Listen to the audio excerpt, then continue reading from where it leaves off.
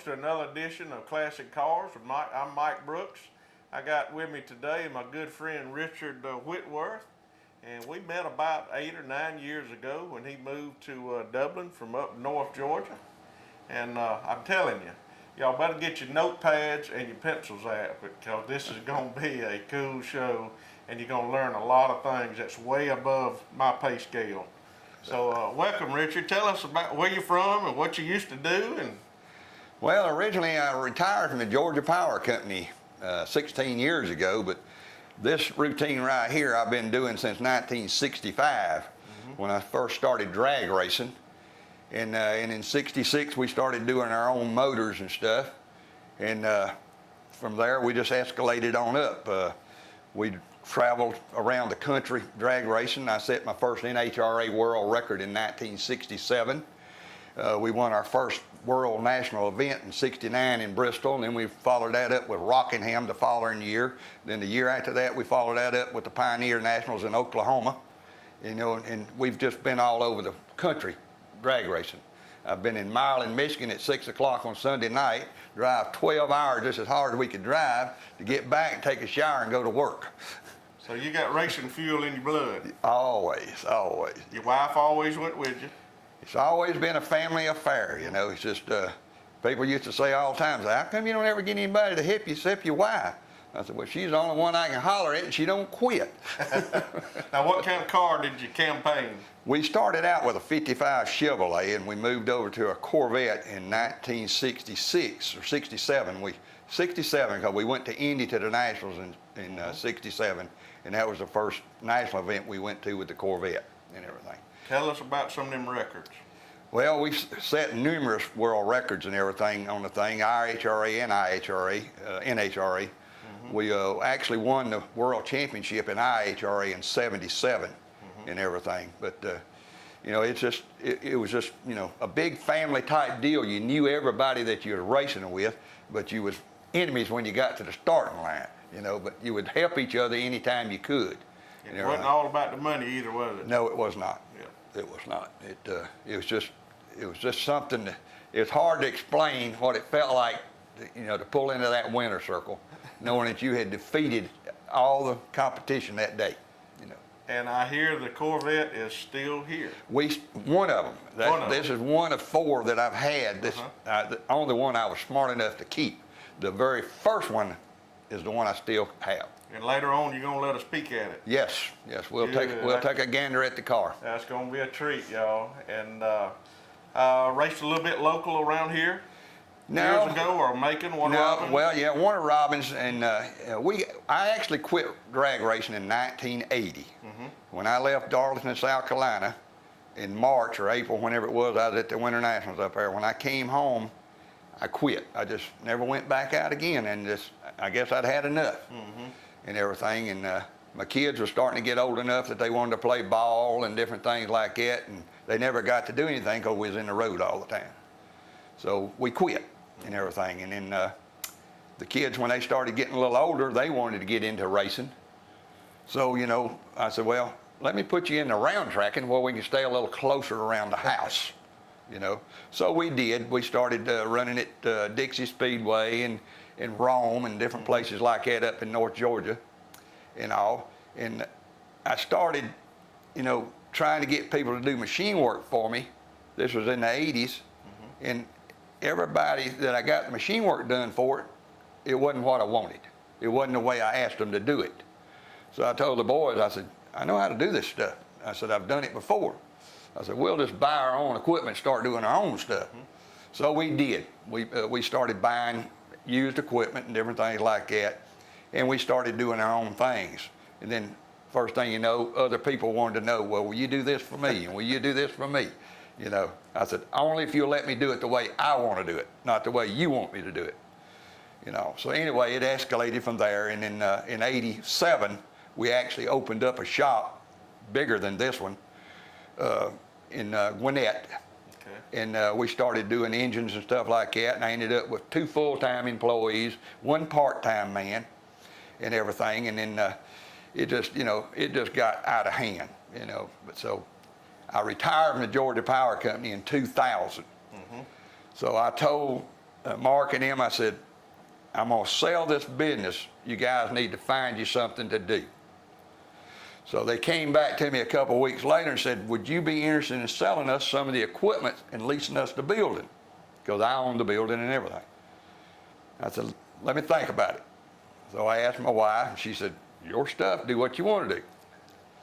So I went back to them. I said, point out all the equipment you want. Of course, they took all the newer stuff. Of course. But as I upgraded stuff, I never got rid of the other stuff. I moved it to the side or used it for something else. So I ended up with a bunch of excess equipment, you know, and I gave them an option to buy the building at the end of the 3-year lease, which they did buy. But I told my wife, we owned this down in here a couple of years before I came down here. We have a second home on the coast at Brunswick on the south side on the Intercoastal Waterway next to Jekyll. This area put me halfway to the boat and halfway back to the Grand Youngins and away from all that junk up there. Congestion. So I told her, I said, I'm going to put me up a building on that 2 acres next to the house down there and just piddle around with that excess equipment. He's retired now. And she says, yeah, that's the way you got started last time. And she's right. I've let it get out of hand again. But I enjoy it. It's something I do. It's not a living for me, thank goodness. But my grandson's in here with me now, and we enjoy doing this stuff. You know, and someday he may take it over and turn it into a business. I don't know. But right now, it's just a hobby shop for he and I. And we enjoy doing what we want to do at our own pace, you know. And that's just the way it is. I mean, you know, at my age, I'm going to enjoy life. That's right. That is a cool story. It's super cool that your grandchild is helping you. That is just too cool. He's 20 years old now. And I got to toot your horn just a little bit. He helped me build an engine. He built an engine for my 65 Barracuda. And I got to say, every time I crank it, somebody comes up and wants to know where it come from because it's the best sounding car they ever heard. So I got to toot your horn a little bit. But we're going to be right back, and we're going to show you a few pieces of machinery. And we got the highlight of today is going to be, we're going to pull a dyno on an engine, which I've always heard, always thought about them, but never seen it. So it's going to be a treat. We'll be right back. Would you like to save on your energy cost and lower your utility bills at the same time? Then you need to call today your spray foam specialist at 275-2100. Studies by the U.S. Department of Energy show that 40% of a home's energy is lost as the result of air infiltration through walls, windows, and doorways. Insulation that is sprayed protects against moisture, which prevents the benefit of reducing the chance of harmful mold and mildew. Spray Foam Specialist provides customers with a proper assessment of all your insulation needs. Call Spray Foam Specialist today at 275-2100 for a healthier, quieter, and more energy-efficient home. Spray Foam Specialist, Dublin. Welcome back, everybody. We're going to talk about building an engine now. Now, Richard, Mike Brooks here is going to bring you an engine. You're going to take it apart, get it all cleaned up. Now, walk us through what you're going to do with Mike Brooks's engine. Okay, once we break it down and clean it up, so we can see what we've got to start with, we're going to come to the boring bar here. Okay, then we're going to see what kind of finish the block's going to handle, what kind of bore the block's going to have to go to, oversize-wise, to be able to straighten the cylinder walls up and get it back into usable, good condition. Once we do that, then we'll take it and go to this line home machine over here, where we're going to establish the main web in the block. Building an engine's like building a house. The foundation has got to be right. You want the foundation right, then you build it up from there. So we're going to do the main webs in the block and get it true. Okay, from there, we're going to go over to the honing cabinet over here, where we're going to finish the bore to the size we want it. From there, we'll check the deck height. We'll put it in this machine, and we'll set the deck. This machine right here will actually square the deck from one end to the other off of the crank, off the main web in the block. In other words, if this piston up here is 5 in the hole, that one back there is going to be 5 in the hole. We're going to have them exactly the same because we're building a performance engine. This is not a street motor we're doing. We're trying to get every ounce of power out of this thing we can. We want every cylinder to make the same compression. That's the reason all the heads and everything is CC'd when we do them. Every CC, each chamber needs to be within a couple tenths of a CC of all of the same. Well, the normal people wouldn't realize that it takes 8 or 9 machines to build one engine, really. They think you'd take something apart, clean it, put it back together. But it just takes many pieces of machinery to build one engine. Everything is in-house here. We can start from a bare block all the way through, doing the heads, setting all the bearing clearances, assembling the engine, all the way through to the dyno and hand it to the customer with the timing set ready to boat in the car. We can go that far, you know. All right, we'll be right back. That would finish up all the machine work on the block. Okay, you do your final wash on the thing, then you're ready to start assembling by putting all your bearings down in there and miking your crankshaft, setting your gauges up off of your mics that you used on the crank, and you run down through the bore with all the bearings torqued down into the block to see how much bearing clearance you got on all your bearings. If you don't have enough, then you might have to go to a split set of bearings. In other words, take a set of 1 under bearings and a set of standards, and you use half of each, making it a half a thousandths looser. Okay, because you want a certain amount of clearance depending on the type of oil you're going to use. Synthetic oil, you'd be a little tighter. If you're going to use regular mineral oil, racing oil, which I call mineral oil, you would, I set mine somewhere around 2.5 to 2.7 on the main bearings and rods also. But if I was doing synthetic oil, I'm liable to be 2 to 2.2 on the bearing clearances. It's just all depends on what oil the customer wants to use in their motors. I usually use regular mineral oil and racing oil, but if they're going to use a mineral oil, a synthetic oil, I asked them. Do you build an engine in here? Yeah, certain spots where you build an engine? Yeah, we actually put them together in the room in there. Okay. Yeah. And y'all, Ron's going to show the pictures of the shop. It's just, this shop is just, it's absolutely spotless. I mean, you could eat off the floor. So, I'm sure he could build an engine anywhere he wanted to in here. But I knew he'd get technical, talking about thousands and 10,000s and 100,000. So just get your notebook ready, because we're going to take some more notes. Contamination is the #1 enemy of a performance motor. So you got to have everything clean.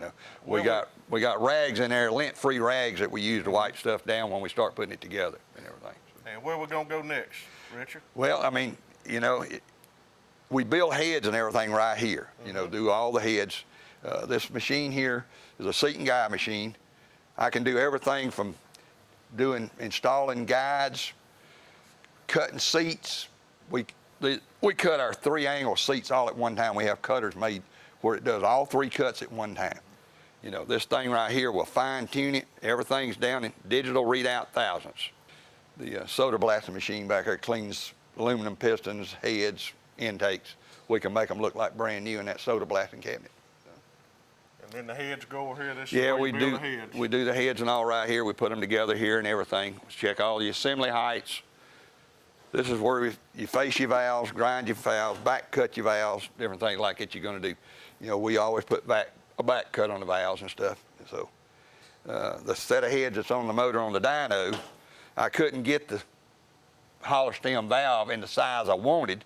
So I bought the size above it and went to the lathe and made my own valve, cut it down to the size I wanted it. So.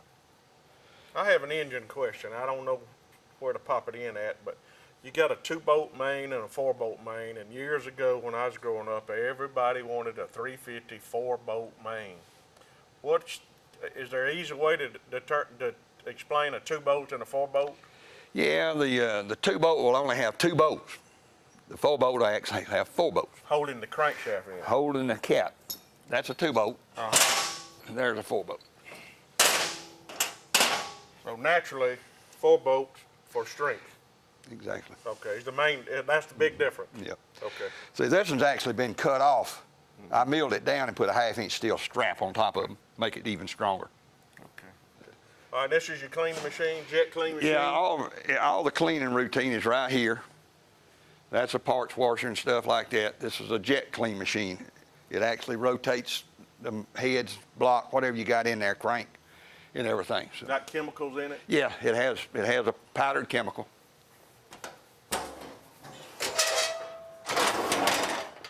This thing here rotates. If you got cranks or heads, you put that on there. If it's just a block, you just set the block on here. This thing back here turns it as all these jets, sprays all around here. It's a 10 horsepower pump. Wow. Is it heated?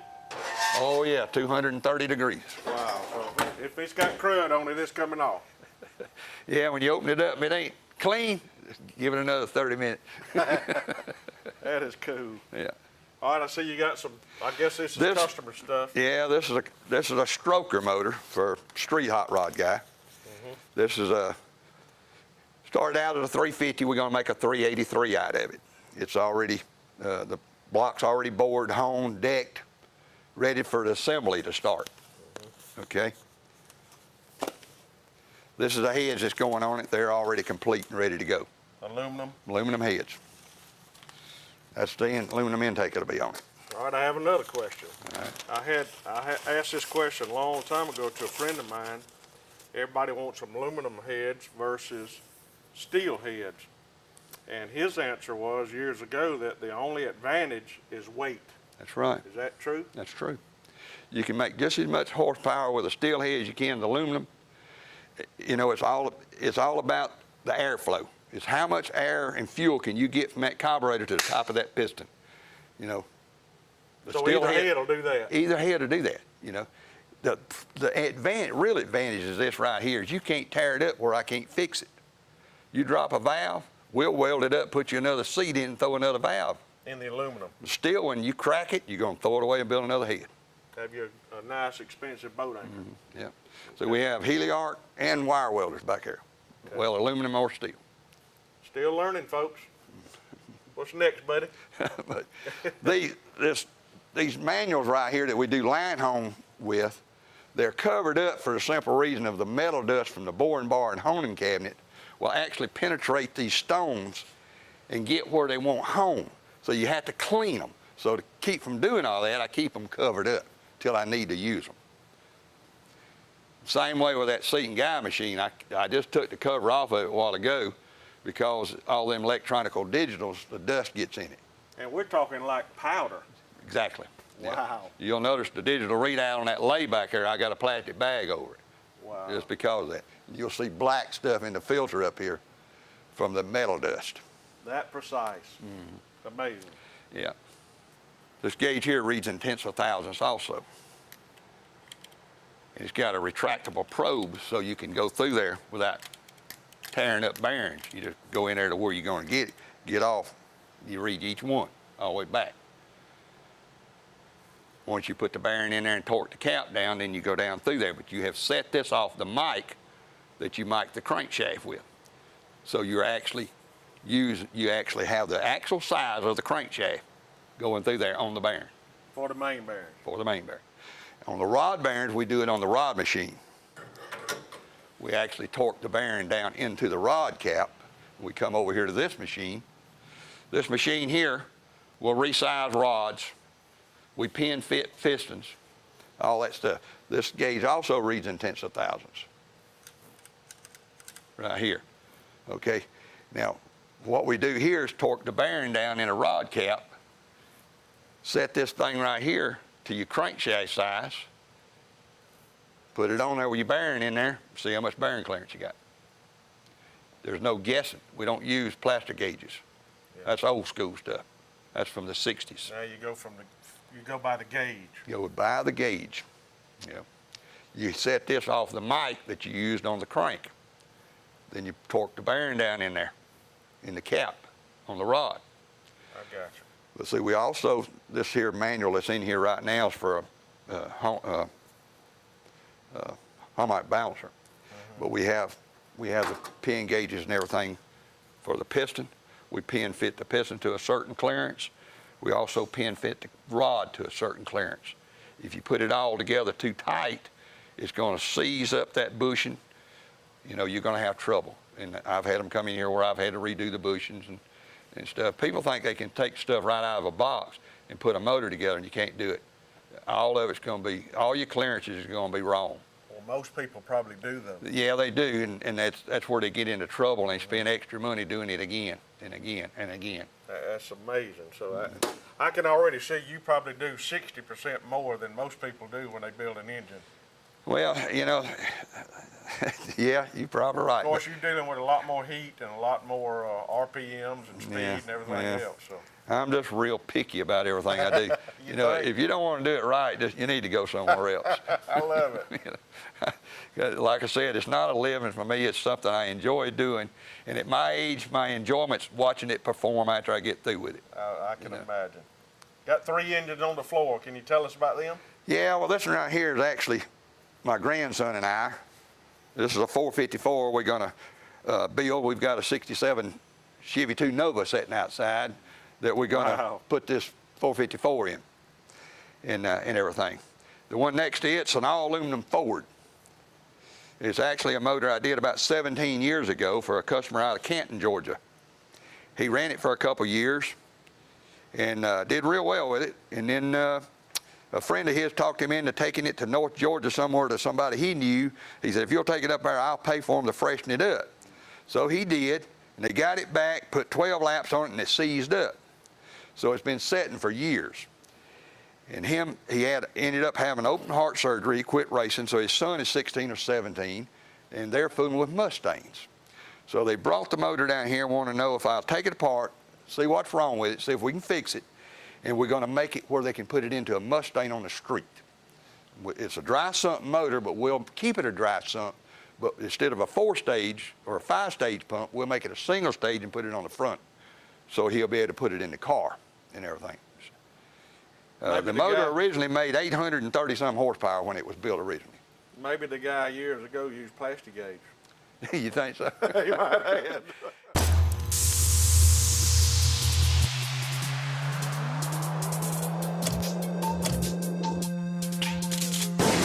If you want a paint that's more than just easy to scrub, if you want a paint that actually repels dirt and grime, if you want a paint that stands up to life's wear and tear, only this can. Regal Select from Benjamin Moore. Paint like no other. Available at Four Seasons Paint and Floor Covering. Folks, here we are with one of the highlights of the show. We're looking at what year model, Richard? This is a 59 Corvette. 59 Corvette that he used to race back in the day. All original right now, and tell us a little bit about it, buddy. Well, we actually got the car in 1966, and we went to Connecticut and picked the car up with no motor, no transmission or anything. And we actually bought it from a friend of Dick Moroso's in Connecticut. We went up and brought it back in 1966 and turned it into a drag car. And it's been one ever since, you know. But our plans are now to turn it back into a street car so we can enjoy it a little bit more because I think it's had its day as a drag car and it needs to be put back out there where people can see it. And back then you paid big money for it. I think it was $475 I gave for the car. Now you can buy what for? This little piece of chrome? No, maybe more than that. Yeah, it's ridiculous. You know, Wow. I bought a spare hood in Carlisle last year to replace this in here when we go to redo it. And I gave $500 for the hood. Just for the hood. Just for the hood. I'd have to keep it like it is. Yeah. My opinion. Well, now we're gonna keep the hood. We're gonna hang it in the shop out there on the wall for a souvenir. So. Does this car does it hold any records? It held 6 different world records when we quit in 1980. You know, and that's 36 years ago. So they've all been either abolished or redone or well past them. You know, and everything. Hey, it's still a record. Yeah. I just love that. That is just too cool. Yeah. Thank you so much, Richard. Now we're gonna go back to the next highlight of the show. Yeah. We'll go in there and fire one off on the dyno where you can see that thing. Here's some noise. Yeah, here's some noise. Before we get started here, this thing is all computer controlled. This box right here, there's a 350-gallon water tank out back. This thing right here controls a 10 horsepower water pump out back with a 350-gallon water tank. Okay, whenever I go to load this motor with this right here, this signal right here will tell that box, it will signal the water pump to shoot water in there and catch that motor and hold it. So it's a water brake that holds the motor. And then whenever I hit this lever right here, it's going to release it and let it make a sweep. We'll get everything turned on here. Well, let's light the candles.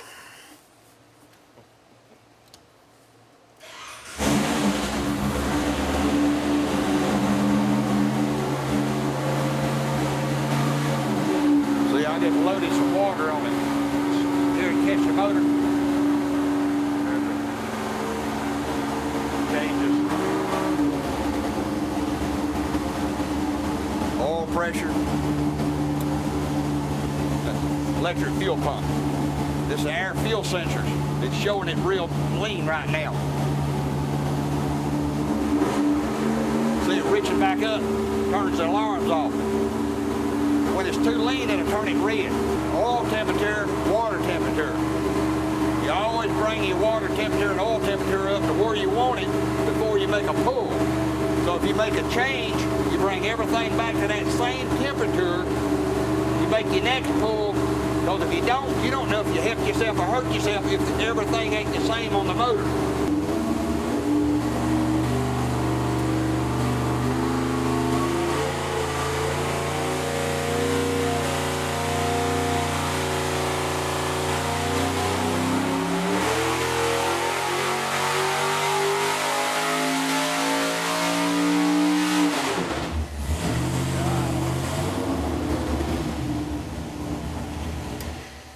This is a torque and foot and horsepower. It made 470 something. It did 477 horsepower at 6,400. Did 463 foot-pound torque at 4,900. So almost 500 horsepower. Yeah. We're going to take all the heads and intake and everything off the motor. We're going to try a different set of heads and intake because I think the motor should make close to 500. So. Folks, I'm telling you, I'm sure 99% of y'all have never, ever seen anything like that before in your life. One of the coolest things I've ever seen, Richard, and I think I want to pay you. Every time you do this, I want you to call me, and I want to come, and I'll pay you so I can watch it every time. Just hang out with it. That was so cool, and thank you so much for opening up your house, your garage, your shop, and telling us about everything. It has just been so cool, and glad I can call you a friend. You see why I stay so interested in it. Man. You know, it's just a thrill to mess with it. I'm too old to race, but I enjoy seeing it perform after I do it. I can see why. And please call me next time you do this. I'm going to be on the way. I'm 20 minutes away from anywhere. Okay, Mike, I'll sure do that. Thank you, folks. Enjoyed having y'all out. Appreciate it, and enjoyed everybody tuning in to Classic Cars with Mike Brooks. See you next time.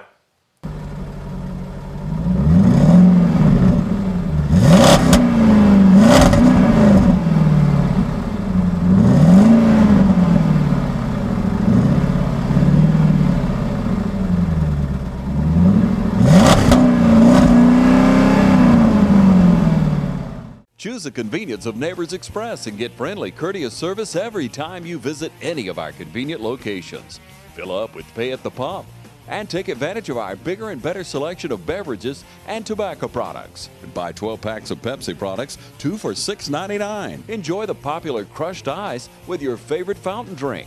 Also enjoy a fresh, hot breakfast. Stop by for lunch or dinner. It's always fresh, always convenient at Neighbors Express at I-16 and 441 and in Cedar Grove, providing farm fuel for all our customers. Count on the convenience of Neighbors Express.